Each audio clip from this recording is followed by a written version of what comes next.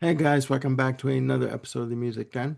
I'm your host Armando Venditti. Hoping you guys are having a great day. Ladies and gentlemen, the gang are back with part two of the album celebrating the 50th anniversaries for the month of November of 1975.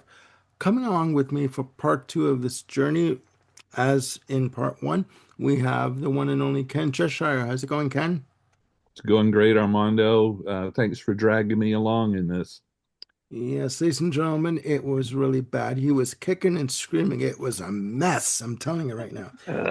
He's like, "Don't let me do this." Well, you know what? But we're having fun, damn it, and I mean it. All right, and That's also right. joining us on this wonderful adventure, we have Sagosh. How's it going, Sagosh? Doing good, Armando. Thanks. Good to be back. Sagosh came along a lot more subdued and more Well, agreeable yeah, to do the episode. So the we did. youngest yet more mature. Go Yes, figure. So yes, yes. There we go. Ladies and gentlemen, again, we are looking at albums that are celebrating their 50th anniversary for the month of November of 1975. We decided to split this up into two parts because we have eight albums to talk about, and we thought it'd be easier for you guys to watch four albums at a time, and easier for us to do the list at splitting it up at four albums each. So we have a hell of a list for part two, yeah, in my very humble opinion. And as I call up the list here, ladies and gentlemen, whoo hoo hoo, kicking off part two, we have Chris Squire, Fish Out of Water, released on November 21st, 1975, recorded in the spring and summer of 1975 for Atlantic Records, its longtime label with Yes. The album was produced by Chris Squire, five tracks in total, with a total playing time of 42 minutes and 30 seconds. Now, let me set the scene up for you, ladies and gentlemen. This was at a time when Yes were releasing an album a year, and they had released and toured the album Relayer in 74. And the band had decided to take some time off from one another and each do solo projects. So, while you had, John Anderson preparing his release of Olias of Sun Hillow, you had Chris Squire preparing his release called Fish Out of Water. Again, five tracks in total, and it's listed as progressive rock and symphonic rock. So, before I give my opinion, as is customary with this episode, Ken, what is your view on Fish Out of Water? thank you, Armando. It has been stated many times on various episodes here that yes, the Anderson years um, are my favorite progressive rock band. Of course, each album, has differing levels. Um, and I followed to at least a small extent the solo careers of several of the band. In particular, Rick Wakeman, grumpy old Rick. Really love his stuff. Uh, I don't know. I mean, I'm familiar with this album, but for some reason, I've just never gotten around to listening to it. Don't know why. Chris Squire is one of my favorite bass guitar players of all time. Yeah, I've been flogging myself all week. It's like, why have I waited to listen to this album? I love this album. I'm not surprised that I love it, but I would listen to this before Relayer and Tales from Topographic Oceans any day of the week. Sure, Squire's vocals aren't as strong as Anderson, but when I listen to this, it's like I definitely recognize Squire's voice because he did a lot of vocals with the band, just not lead vocals, harmonies, second part vocals. Um, and but what he does with the vocals and the way it's produced, it works very, very well.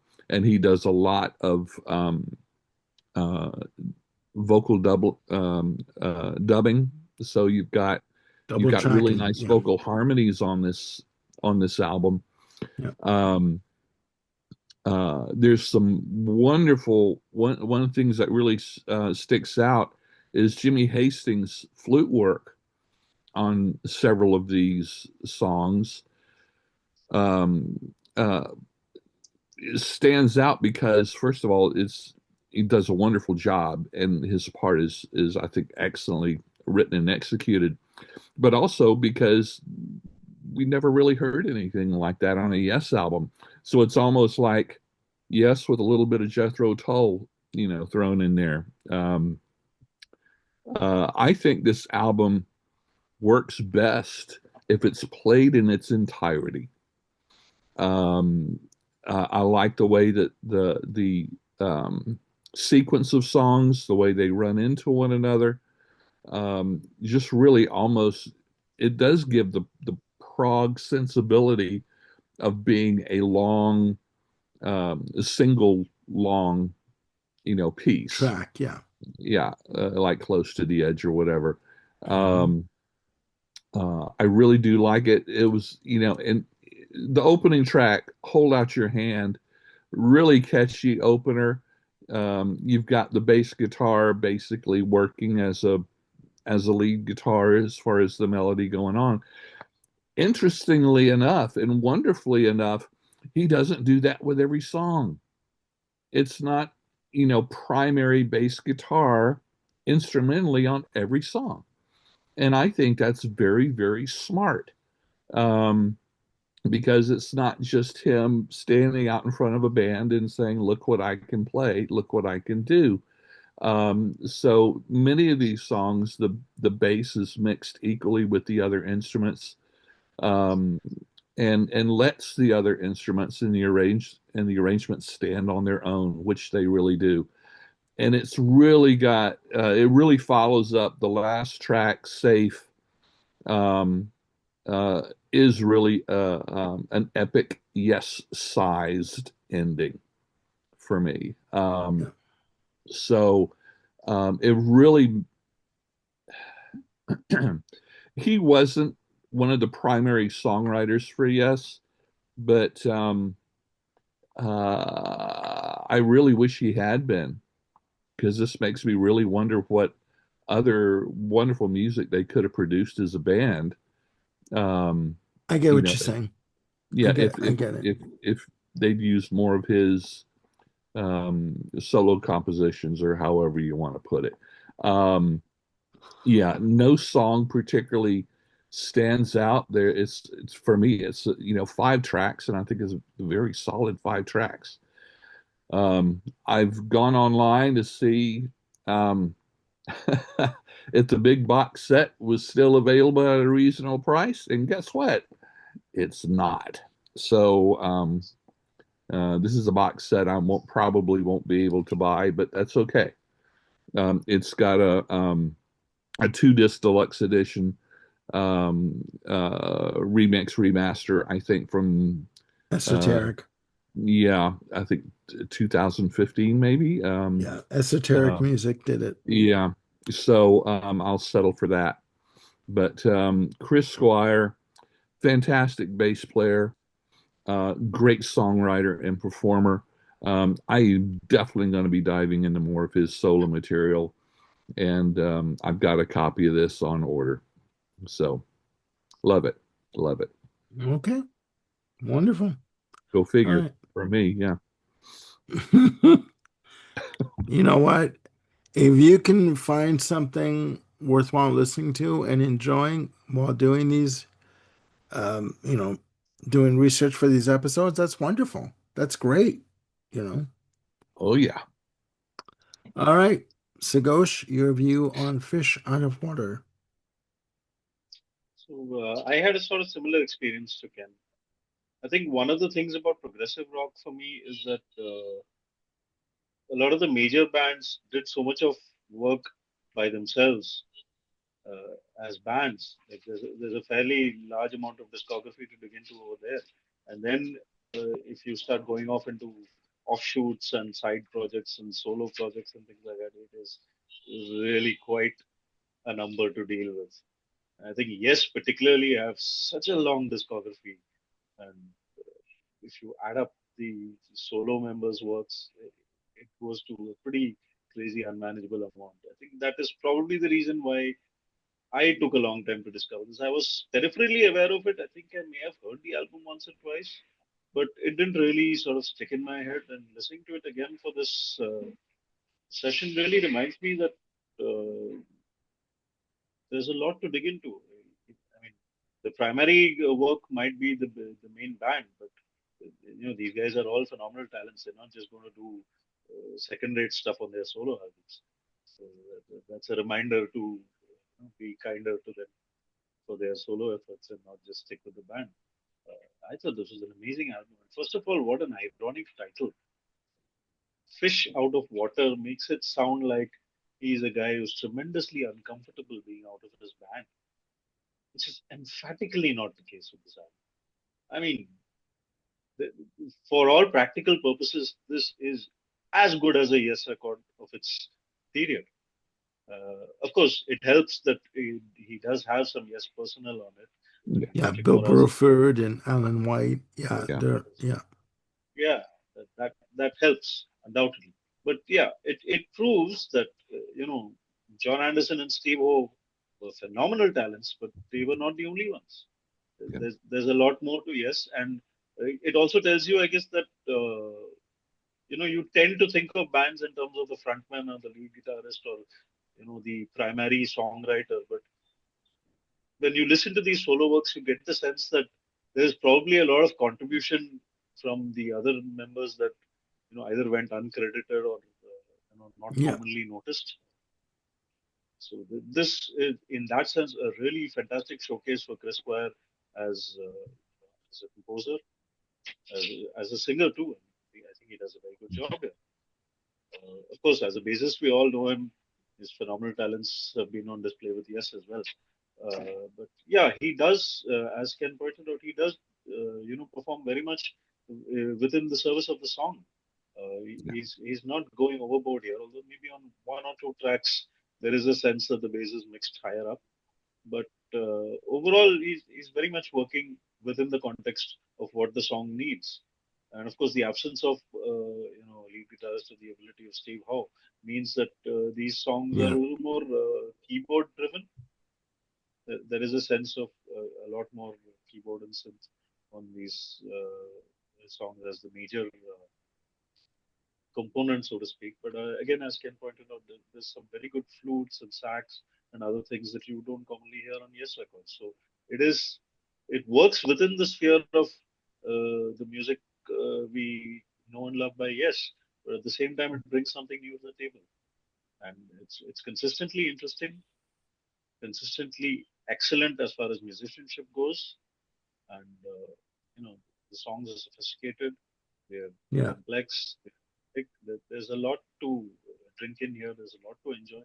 It's definitely an album that will reveal you know more delights on repeated listens. I think it is definitely a must-have for any even yeah, slightly above casual. yeah, yeah. Yeah. No, thank you, Sakosh, for that. I would agree.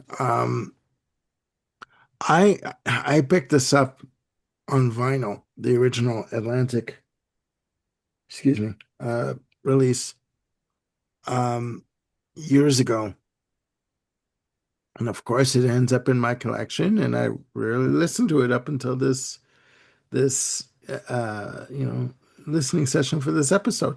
I think it's a fantastic album. I think, I think listening to it, you can hear Chris Squire's place in the band musically in terms of his vocal prowess and his vocal ability and his ability to harmonize yeah, vocally. And his playing is just immaculate on this album.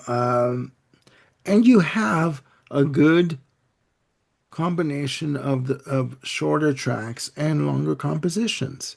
yeah. And it's a very positive album, very Hmm. hopeful album. I would I played this I placed this above. Elias of Sun Hello any day of the week. I'm sorry, I think it's fantastic. Yes, there is a 7 disc extended box set version of this. I didn't buy it. No, I didn't buy it. But I think that this album overall does need to be listened to. I agree with Ken in its entirety. I think it's a great piece of I call it audio art because it's What? there's a very artistic feel about it in terms of the music compositions on this musical compositions. I think it's great. There are artists out there in bands like Yes, etc., that do solo albums because it's built into their contracts, right? But I think that this is an album that explores Chris Squire's melodic sensibility and harmonic sensibility, and it brings it to the forefront. And it's explored, it's relished, it's enjoyed, and flushed out to its full Mhm. potential. I think it's great. There was supposed to, he had talked about for years about doing a follow up to this album, but his collaborator on this album passed away in the 20, I say 20 teens at some point. So the idea of doing a follow up died when his collaborator died. Um, but I think that as a never mind as a Yes associated project, I think that as a debut release from an amazing bass player, an Yeah, amazing musician, an amazing songwriter, I think that this album stands out. it does. I think that, and this album needs to be talked about more. It really does. I think it's great, and you can get the the esoteric release, the double disc release, at a decent price on Yes. anywhere you get your music. The box set is more expensive. If you want to get it, please do. But if you're the type to be happy with just the double disc version, then go get it.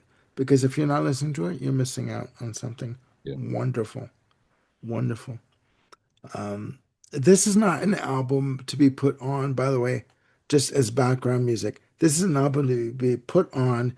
You sit back, you turn the lights off, you sit back on the couch or wherever you listen to your music, and just close your eyes, and you're off on a journey. You're gone, Mhm. right? This is one of those albums. Moving on, ladies and gentlemen. All right, we are the next album on our list, Queen, A Night at the Opera, released November 28th, 1975. Uh, this is considered to be the band's opus in terms of their releases. That's that could be debated. Recorded in two spurts. One track, "God Save the Queen," was recorded on October 27th, 1974. The rest of the album was recorded from the 24th of August to November of 1975, produced by Roy Thomas Baker and Queen. Roy Thomas Baker had produced 3 albums prior to this with the band. He would go on to also produce the album Jazz from 1978. A Night the Opera was released through EMI Records in the UK and in Europe, and through Elektra Records in North America, Japan, Australia, New Zealand. 12 tracks in total, with a total playing time of 43 minutes and 8 seconds. Ken, your view of this album? Thank you, Armando. I'd never heard of this album before this project, but um, what can you say about this album that hasn't already been said? Try. Um, yeah, arguably their Epoch album. What would you say is its contender, Armando, for best album? In my humble opinion, Yeah. Queen 2. Okay. All right. but I think this one holds the at least uh, general um, from the general audience simply because of the monster hit off Hit. of it, Yeah. uh, which is Bohemian Rhapsody. Also with a very highly regarded "You're My Best Friend" track. Also, Yeah. Second um, single. Yeah. yeah, I wouldn't even know where to start with this. It's Uh, to me, I haven't done honestly a lot of listening to Queen throughout their catalog, but this really does seem to represent um, them at their best, or at least represents what they do best. I'll put it that way. Um, it's got a nice variety of styles. Um, of songs here. I will always point out the track 39. Um, Yeah. it to me it stands out for two reasons. One is because it's very different from all the rest, and second, it's just on its own. I think it's just a very solid song. Yeah. Um, there's Queen, at least on this album. You've got rock, you've got pop opera, as in Bohemian Rhapsody. You've got some songs that I would categorize as somewhat vaudevillian, um, uh, just very, very lighthearted, very playful. You've got the stereotypical uh, full height harmonies, vocal harmonies. You with that very specific guitar tone throughout here. Um, Yeah. uh, yeah, I think most of people of my generation, like I say, November 75, high school, I guess it would have been probably my sophomore year. Oh, sweet Um, Jesus. I know. Let Yeah. me let me clarify. Whenever, ladies and gentlemen, whenever Ken mentions about him being in high school in 75, 74, 75, 76, I was 5 years old. So let's just put that into Well, perspective, yeah. I mean, we've ladies got a and 10 year difference, and of course, gentlemen. Shagosh was still crawling around on the mat. But anyway, No, no, I wasn't even born even more so, a gleam in your There papa's you eye. there you go. Um, Not even. yeah, one of classic rock's um, best known and best loved albums. Um, yeah, there's nothing I can say that our viewers don't already know, whether they agree or not. It's just one of those monster albums of classic rock. Here's a quick question for you. Would you give this album a second listen? Oh, sure. Okay, there we go. There we go. Oh, Because, yeah. all And, right. and and this is one of those albums that falls into this classic rock category. Is I would listen to it for the deeper album tracks, Yes. simply because the singles I've heard so much, Yeah. and that's what makes me want to hear something different, to Yeah. discover something different on it. Oh, sure. Absolutely. Yeah. Like any other album or band, I'd probably want to be in the mood for that specific flavor. And that's fine. That would Yeah. happen easily. Yeah. Okay. Sure. All right. Good. Good. All right. So, Ghosh, your view on A Night at the Opera. yet. I don't think there is any doubt that this is Queen's best album. Coming from me, that is probably not saying much, but it is a fact. Yeah. Okay. I mean, I'm not the biggest Queen fan. I love their like greatest hits one, two, and three. but I have never been able to get into their albums. To me, there's always been, a sort of they managed to write monster killer singles, but I always felt like the rest of the album was, in most cases, not quite up to par. Like I walk into a News of the World thinking, "Oh, we will rock you. We are the champions. The rest of it has got to be fantastic, right?" Not close. Ooh, I hear a I walk into trombone most there. Queen albums like that. Womp shots womp. I walk fired. into Oh my most Queen albums like god. that. Like I've heard two songs, three songs. Oh, they're fantastic. The rest of it has to be good. But then when I listen to the rest of it, almost always, more often than not, I walk away underwhelmed. To take nothing away from them, they have all the success that you could ever dream of. They have all the talent you could ever dream of, and like I said, the monster killer singles that they write clearly show that they have the ability to pull it off. Yeah. I just feel they're not usually consistent. This album being somewhat of an exception. I think Oh, there's only one song here that I cannot stand, and that's "I'm in Love with My Car." I cannot stand that song. That's everything that's wrong with rock music in one song. I dislike those kind of songs intensely, but that's just me. Uh, okay.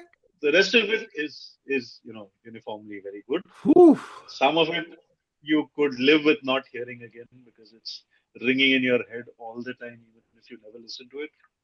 Like I could spend the next 30 years of my life not hearing Bohemian Rhapsody. It would still be like every note would still be in my head. So yeah, I can live without that. I mean, to take nothing away from it, it's an amazing song, an amazing concept, an amazing execution. No doubt about it. It takes singular talent to come up with something like that and then execute it with that amount of finesse. No doubt. Uh, Regarding the fun tracks like "Lazing on a Sunday Afternoon" and "Seaside Rendezvous." I think, to my mind, apart from Paul McCartney, the only one who can pull off this granny music, so to say, is Freddie Mercury. He is the only one who can make it sound cool. Did you I don't just think there's say, anybody else. hold on, back the truck up. Did you just say granny music? Hey, that's what they call Paul McCartney, right? Yeah, I know. It's the same Oh, pejorative that's used for oh, something like Jesus. honey pie, and you can't deny that these songs fall into the same category broadly. Oh, I sweet mean, I don't Jesus. mean Oh. this as a pejorative. I mean, I think that's Hmm. that's an insult that John Lennon gave him probably. But to me, I like those songs, and I like those songs by Queen, and I think they're the only two artists who can really pull it off. I mean, it sounds corny by anybody else, but with these guys, it sounds joyful. It sounds like just having a fun time, just letting your hair down and goofing off. It's fun. Mm-hmm. It's not something that a lot of bands can pull off. I like that stuff. 39 again, worth mentioning. Fantastic song. A very unusual musical setup for Queen. It's not that folk song kind of vibe is really not their thing, but it's superbly executed. They do a wonderful job with that song. A special song I'd like to mention here is Prophet's song. Whew. It's a really deep cut. Yes. It's unusual. It's interesting. I mean, in some ways, it's as challenging, almost as challenging as Bohemian Rhapsody. It goes off in all kinds of different directions. There's some crazy harmonies and overdubs Yeah. happening. It's a song that every time you listen to it, you feel like you have missed out some amount of nuance and you have to go back and figure it out. Unlike Bohemian Rhapsody, which is by now like every note of every harmony is probably sitting somewhere in all our heads. But Prophet's song still has that level of intrigue. It still Yeah. keeps you coming back to figure it out because it's not as immediate. It's not as catchy. It's not as Yeah. accessible Yeah. as Bohemian Rhapsody, but it carries the same amount of complexity and the same amount of craft. I think that's a deep cut to really explore more on this done to death kind of album. The other singles, of course, "You're My Best Friend" is an amazing song. It's It's the archetypal simple love song, beautifully executed, great Hmm. harmonies, and then again there's Love of My Life, which is possibly one of my favorite Queen songs. It is so overpoweringly emotional. I think more than any other song, Freddie really puts it into that one. I don't think he generally pulls off these without going a little bit camp or a little bit over the top. This is one song where he's like fully sincere, fully in the moment, fully in the emotion. He's not playing to the gallery or Yeah. he's not the rock star. He's Freddie pouring his soul out. I think that song really hits a spot, and it's a great moment in the career of a band who is known for a lot more bombast. This is him cutting it down, keeping it simple, and giving it all. Hmm. Amazing song. I think I've mentioned most of the tracks. Yeah, like I said, I can't stand I'm in love with my car. Death on Two Legs is interesting. It's it's a bit of an anticlimactic opening for like when you come into an album like A Night at the Opera, you have all these preconceived notions. Oh my God, Bohemian Rhapsody, this, that, classic album, one of the all-time rock classics, this, that. And it starts off with Death on Two Legs, which is, I mean, it's not a bad song, but I feel like they could have found a better contender for an opener among these tracks. It doesn't set the album up as well as you would expect for, one of the Really? enduring rock classics. Ooh, I don't okay. think so. Hmm. Okay. Not a bad song at all. Not a Shots bad song at fired. all. Shots I fired think again. it has its own. Yeah, yeah. That's me with Queen. Okay. That's me with a lot of classic rock, but particularly Queen. Okay, Yeah, I mean, Shagosh. it never grabbed me as much as the other tracks. Okay, Shagosh, I have a question for you. Um, Hmm. the song "I'm in Love with My Car," is it the lyrics, the music, or both? Bit of both, I think. It's that I've never really been into that whole classic macho rock male thing. The cars and the what Okay, have you. That is not Okay. my All right. scene in in rock, really. Which fair is enough. which is also why you know when people talk about Zeppelin, they talk about maybe Zeppelin 2 or Zeppelin 4. For me, it's always Houses of the Holy. Okay. That because that's where they get interesting. That's where they don't do the That's where they archetypal branch rock out. stuff. That's Yeah, where they they don't branch Yeah. do. out. Yeah, that's where they Yeah. don't do blues standards and Yeah. squeeze my lemon and stuff Until the like juice that. runs down my So leg. Yeah. Okay. yeah, yeah. So Oh, God. that It's either that a part lemon of or a tangerine. Yeah. Yeah. Tangerine. Okay. All right. so yeah, that's where I'm a slightly different rock listener. In fact, in all fairness, I wouldn't really call myself a rock listener at all. I'm more of a folk pop singer songwriter guy who occasionally dabbles into what is considered classic rock. Well, that's fair enough. That's fair Uh, enough. Yeah. that's where my taste is really. But Yeah. I'm rambling on too much about an album that I'm supposedly not rating very high. No, in all fairness, it You is a great album.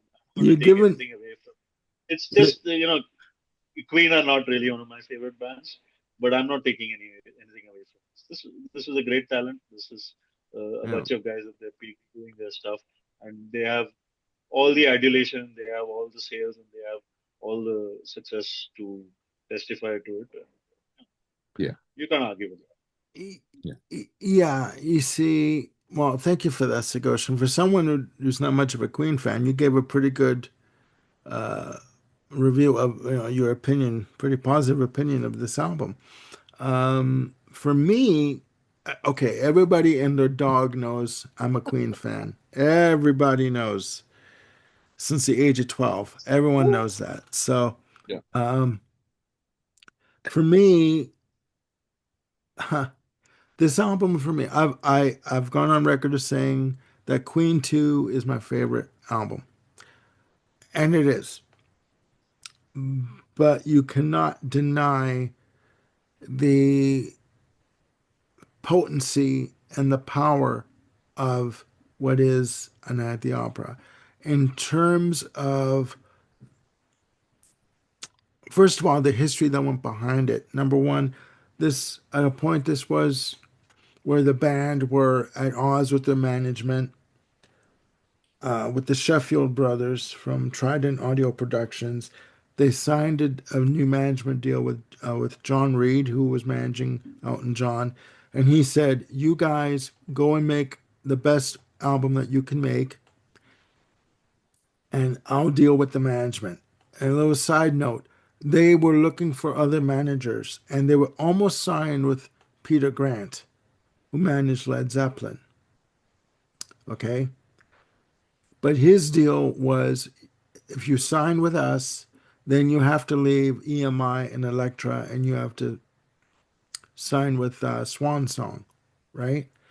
And a little side note: Queen didn't want to do that because they thought that they would be in second place behind Zeppelin. If they signed with Peter Grant, they did. They recorded the music for this album. To me, Queen, and a lot of people, a good amount of people forget about this. Queen, first and foremost, were a rock band. First and foremost, with their first two albums. Then they ventured out into different territories with vaudeville, ballads, dance hall, rock. Folk. They did different types of music from the third album on. And Yeah. this album, A Night at the Opera, just carried on that, what would be the tradition. But this album is noted as, by even some music critics, Anthony Curtis from, I believe, from Rolling Stone, cited this album as a rite of passage for teenagers getting into serious rock music. I just think that this album overall, within the 12 tracks, has everything you'd possibly want to know in terms of their musicality, in terms of their musical diversity. Death on Two Legs, dedicated to Norman Sheffield, their ex-manager. With lyrics like "You suck my blood like a leech, you break the law, and you breach, screw my brain till it hurts. You've taken all my money, and you want more." You know, Yeah. Freddie Mercury is going after the ex-management for taking money from them, that he felt. Songs like "Lazing on a Sunday Afternoon." It's going opposite ends of the spectrum between tracks, going from "Death on Two Legs" to "Lazing on a Sunday Afternoon" flawlessly and making it work, in my humble opinion. As you can tell, I'm a fan. Other songs of note, the second single, "You're My Best Friend," which is listed as being the most played track from the band on FM, AM pop radio to this day, still. You know, uh, 39, a beautiful song talking about, this individual who goes out into space. He thinks he's only gone for a year, but when he comes back down to Earth, because of the time difference, he comes back 100 years later. His family's all gone, passed on, but he's left to live his life without them. Okay. With the lyric at the end, "For my life still ahead, pity me," meaning I'm going to be lost Yeah. without you. You know, that's really difficult to have Yeah. to contemplate.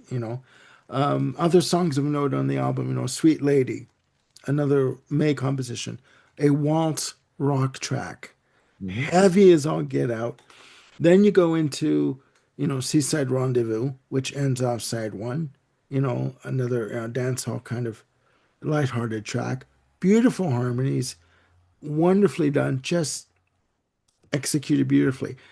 The prog-esque prophet song, okay, which use has the use of canon, where it's using of tape delays where you can sort of build up the acapella vocal section in the center that Freddie Mercury does, and just the bombast of the backing track of it is amazing. It is an amazing piece of work. Love of My Life, you know, a classic. The fact they were able to bring in a full size harp in the studio and Brian May's playing it note for note, and then they had to piece it all together on the final track. Beautifully done. Good Company, which is Brian May's ode to ragtime jazz. The fact that he was able to create, you know, musically a ragtime jazz band on his guitar, note for note, is just. I have said that I can either take or leave this track. I'm leaning more towards taking it more because it is just a wonderful piece of of musical art. Yeah. Okay. What's there to say about Bohemian Rhapsody? It is a classic. It is just simply wonderfully put together. The fact that it took 3 weeks to record and piece everything together.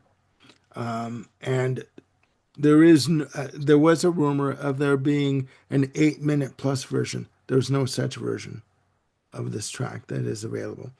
And then you ended off with the God Save the Queen, the British national anthem. This album, they wanted to present an album that was big and grand and pompous, but musically accessible. And I think they did that. I think they did that with this album. Now I'll stop my gushing and we'll move on to the next album. But Sure. I just think that musically, this was a band that found its stride with this album. Um, in Europe and in places like Australia, they arrived.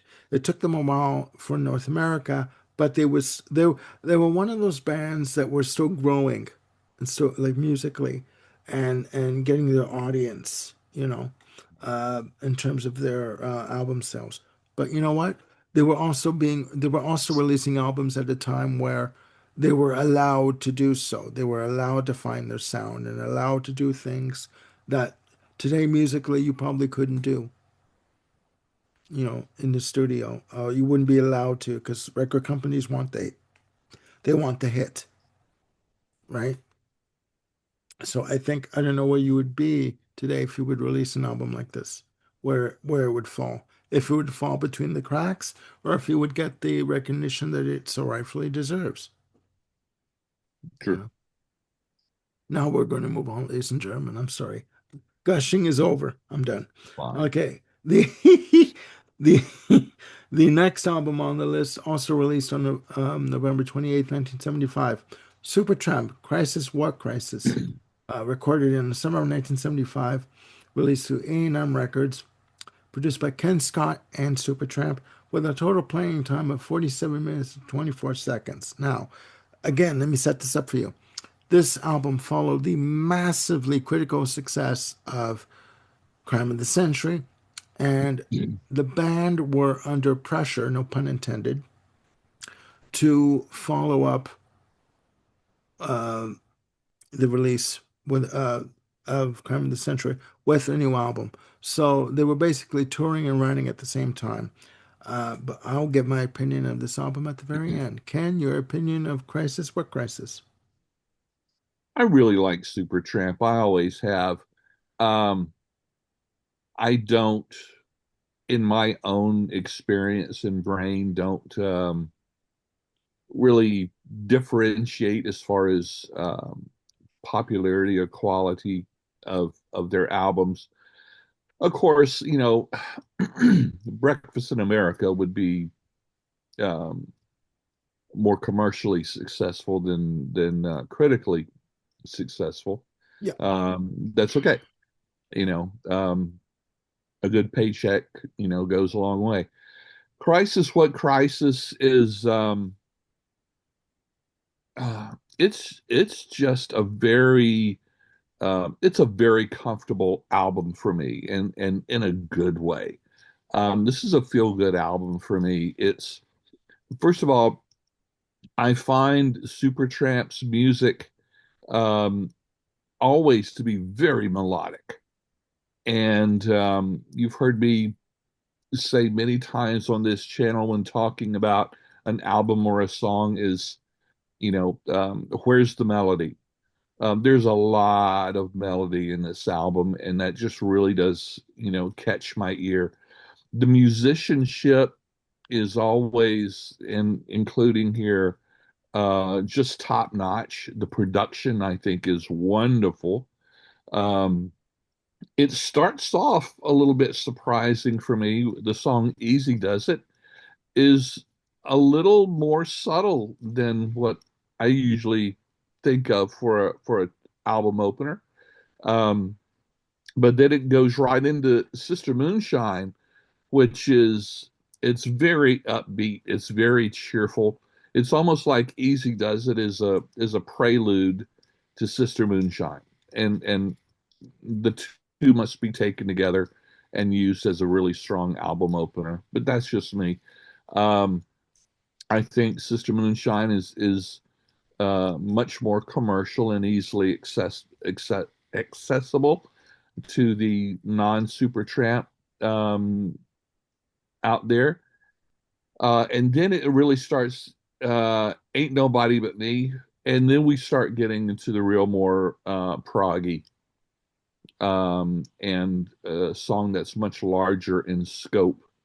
Um, and as far as what people can consider the prog side of Supertramp, a soapbox opera, the following track, has wonderful strings on this, um, and it just works so well. I think the two primary songwriters and lead singers on this album work very well off of one another. And usually their songs are independent, even though there is one song that they wrote together and share lead vocals on, which is a nice surprise, a little bit unexpected. But yeah, I could go through track by track, but to me, this is just a really good feel good album. Um, how it holds up to the previous, I don't know. Like I said, I've just always just listened to their albums. Every Hmm. album Hmm. has something that really stands out. And even with Breakfast in America, I hold that album in very, very high esteem. Um, Regardless of how much and how many of the songs were played and possibly overplayed on the radio. Supertramp is just one of those really good feel good bands for me. So yeah, this is a strong two thumbs up for me. Okay. All right. Thank you. Sagosh. Simple and straight to the truth. Well, that's fair enough. Sagosh, your opinion of this? I came into this with fairly fresh ears. I have not listened to as much Supertramp as I probably should have. I've only been familiar with Breakfast in America and what's the album before that, even in the quietest moments. Mhm. Those are the two that I've heard a lot and I've enjoyed. And I think Breakfast in America, sure, it may be the commercial peak, it may be overplayed and all that. But I would say that it's very analogous to, say, Rumors. Where it just, it's an album where the production, the songwriting, the performance, it all just somehow comes together and just creates this moment. And then the success just stems from there. I don't think, personally, I don't think there is any cause to be critical of that album. I think it's the sound of a band who finally got everything in its right place. Sure. Both in terms of what works for the listening public at large and what works as musicians, as songwriters. It's just about finding that sweet spot, and I think it found it perfectly, just as Rumors did. which is not to say their other albums are any lesser. I mean, Quietest Moments was also fantastic. And from my first listen of this album, I can say that overall they are clearly very good songwriters, very thoughtful, you know, melody writers. Their music is, as Ken pointed out, very feel good, very enjoyable, very comfortable. It sets you at your ease immediately. And the first couple of tracks, in fact, sort of embody the spirit of the album title. Because when an album opens up with a fade in of somebody like quietly whistling away, easy does it, relaxing, that does give the sense of crisis. What crisis? Hmm. Hmm. Yeah. So in that sense, it's a nice lead up because it gives you the feeling that these are guys who are like totally chilled out and not bothered Yeah. about whatever is happening in the universe. So Yeah. yeah, it's a nice kickoff in that way. But yeah, it does get serious after that. One song I particularly liked is Another Man's Woman, especially the way it ends up with a lot of piano and keyboard solos. It Yeah. works very very well. I really enjoyed that. Lady and Poor Boy are, I think, what a casual Supertramp fan would expect more. They're very much similar to what you might find on Breakfast in America. Very electric piano driven, very easy, accessible, catchy tunes. And then the rest of it is also equally good. I think overall the writing is just very good. The performances are very good. The only thing I would differ slightly with Ken is that I don't know. To my ears, the production seemed a little lacking. I felt like the vocals were too low in the mix. A lot of occasions where I couldn't really hear the voice. Where hearing and, some portions where the music just felt very distant. It wasn't very immediate. Very felt maybe like you were hearing it from the other room a little bit, and which I felt like this is very fairly intricate and you know polished music. It should be a little clearer and more well defined sonically. That's the only minor criticism Okay. I have of this album. Otherwise, it's very very enjoyable. And going by evidence, I really have to get into most of the time. Okay. All right. That's good. Thank you, Sagosh. Um, for me, I have this on vinyl, um, and listening to it and reading up on it. To me, you know, songs like, Sister Moonshine and uh, Two of Us and Ain't Nobody But Me, those are good songs. I just think that, I think, and when I was reading up on the album, the band tended to think that this album was rushed. They were under pressure to, again, release an album, a follow up to the success, because of the success of Crime of the Century. They kind of felt that they were under the gun to get this album out as quickly as possible, and I kind of felt that in some places, I guess you could say the hooks weren't there in terms of like the songs, in terms of the what would grab you musically. And when I read up on it again, I was surprised to find out that Roger Hodgson thinks the same way. He feels that this Mhm. album was not their best work, and that they needed more time in the studio, but they were not allowed to have that due to it's like, the hit maker, like machine. We got to get the albums out. We got to get your momentum is building in the States, so we got to get this going here. Um, and I need to sit with it more. I got to say, I need to go back and sit with it some more.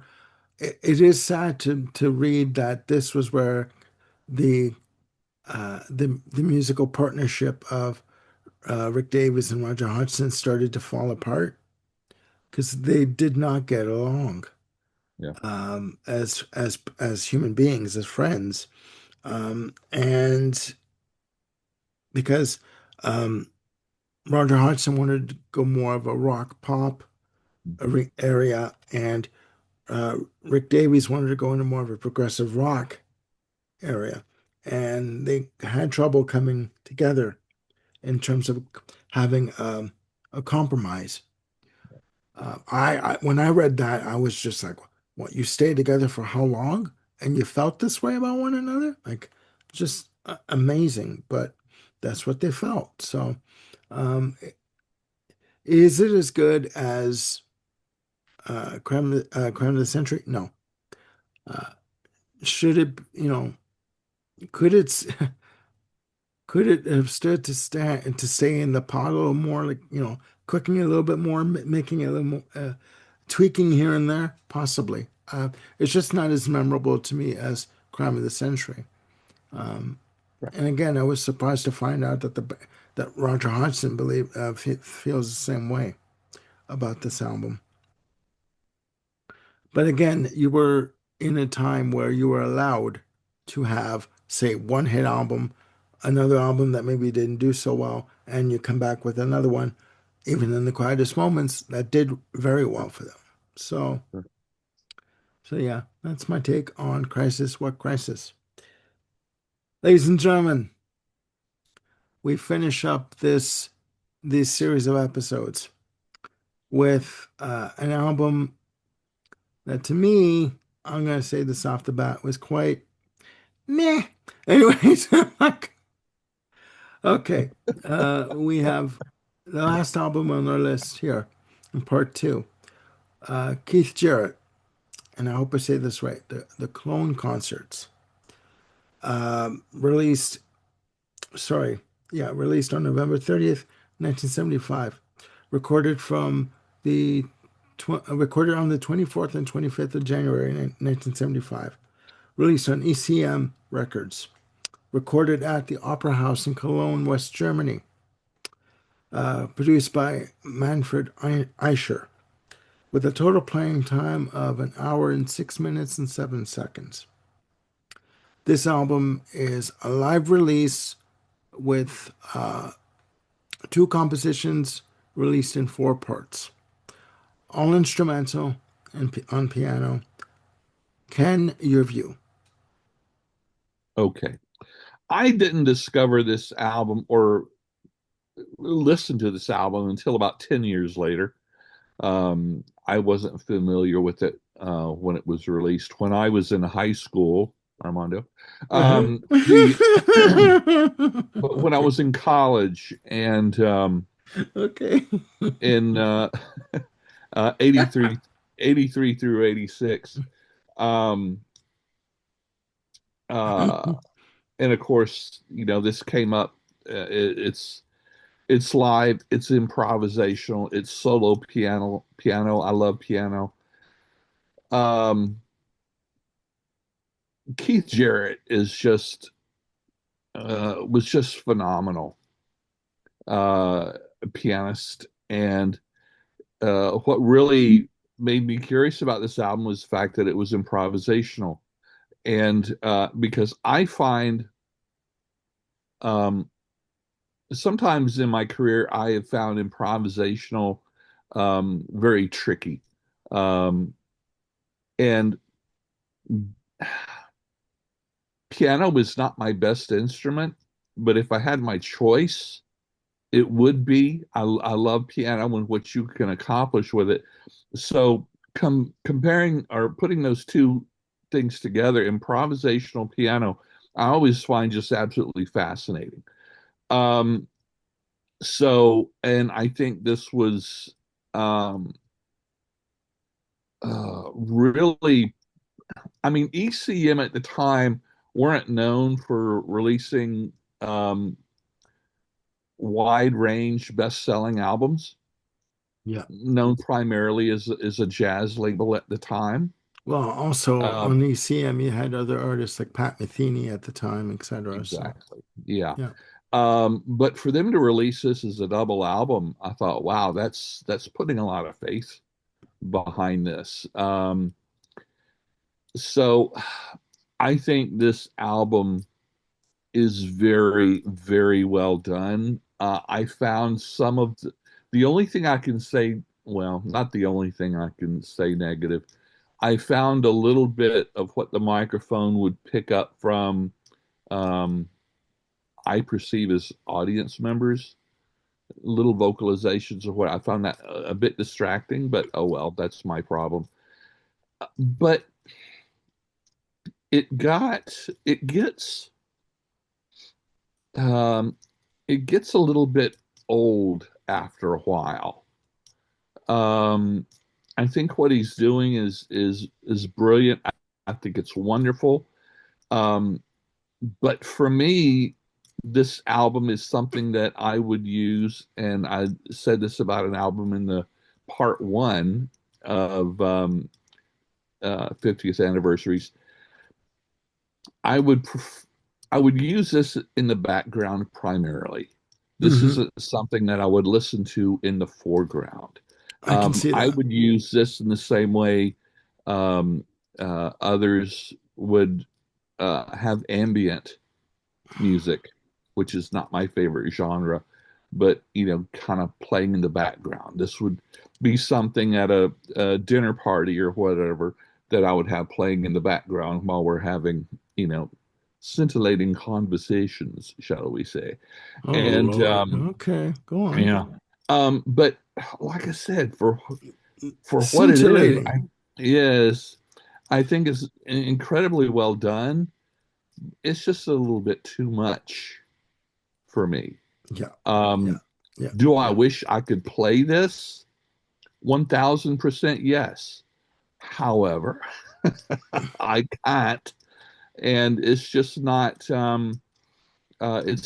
something. Maybe if I were a pianist, maybe it would be something I would listen to in the forefront of my brain, but Hmm. it's just not. I really do have a lot of respect and appreciate it for what it is, but it's not something that I would, as you would say, sit back in a comfortable chair and take a journey on. I'd probably doze off. Yeah, I get you. I was going to say something, but I'll wait for that. Um, okay, so go with your opinion on this album. Yeah, well, I ran out of time to listen to it, and I felt like this was an album that, being out of my wheelhouse, I would I wouldn't be able to do it justice if I didn't Okay. give it at least a couple of lessons, because Yeah. it doesn't seem like music that I would readily be able to form an opinion on. So I just Yeah. Would you rather listen to this or Queen? oh no, I Then do we not move on. hate Armando can I cut that out. absolutely do not hate Queen.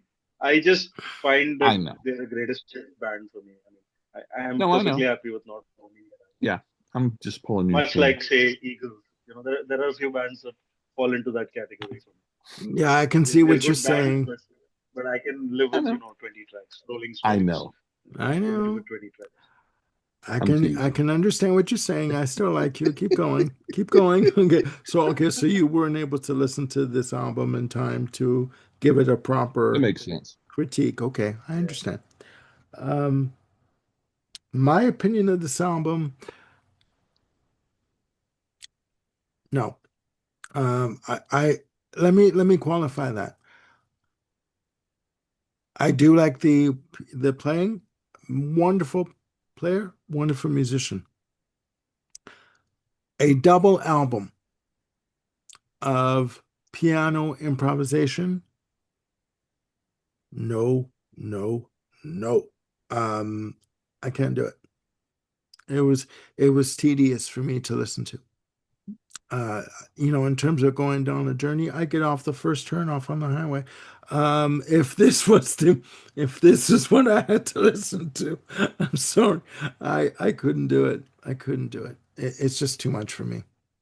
Um, it's not Lou Reed too much in terms of Ooh, no, it's not. But ooh. it does get tedious after the first 26 minutes and 1 second of part one. I'm done. I'm ready for another. piece of music to listen to. I can't sit for an hour and 6 minutes Yeah. of the same Yeah. piano structures and um, improv or not. It's just, Yeah. it's too much. It's too much. I think it has a very specific audience. Yes, it's a very niche audience. Yeah. Even the niche audience would say it has a niche audience within it, Um, Sub niche. and Yeah. I think that's it's true for ECM as a label. They cater to a very specific subset even of the jazz audience. Yes. yeah, but even their artwork. You know an ECM album when you see the front cover. Aside Yeah. from ECM being listed on the front of the cover, the covers are very uniform. They're very Hmm. one dimensional in terms of Hmm. the way they're designed. You Yep. know that it's an ECM artist when you see the cover Yeah. because of how it's designed. So, but I can appreciate the fact that he's a great piano player, that he's a great musician in that respect. But it, it's too much. It's too much of. It's a very one note album for me. Uh, I'm going to get shot for that comment, but it is my opinion. So. Um, All right, ladies and gentlemen, there you have it. Part two of album celebrating the 50th anniversary for the month of November 1975. We've gone from the heights of A Night at the Opera to the lows of Patti Smith. Anyways, it's, yeah. Um, and everything in between. So there you go. So I want to thank Ken and Sagosh for joining me on this adventure, and it has been an adventure. Uh, Always. we are coming back in December with albums celebrating the anniversaries for the month of December. So stay tuned for that. We are also going to be doing more episodes. I'm going to be doing more episodes with uh, Ken and Jim coming up. We are going to be discussing is this a masterpiece? Album in the episode we're going to be talking about is The Stranger from Billy Joel. Is it a masterpiece? Stay tuned for that. And more episodes coming up with Jim Bricker and his son John Michael with a new episode of Now Hear This. Oh boy, wait for that. It's going to be wonderful. And that's coming up. So, again, I want to thank Sagosh and Ken for joining me on this adventure. Please look after yourselves and each other. Click like and subscribe, and do hit the notification bell to keep yourselves on top of any new content we got coming up. And we'll see you soon on the music then. Bye for now.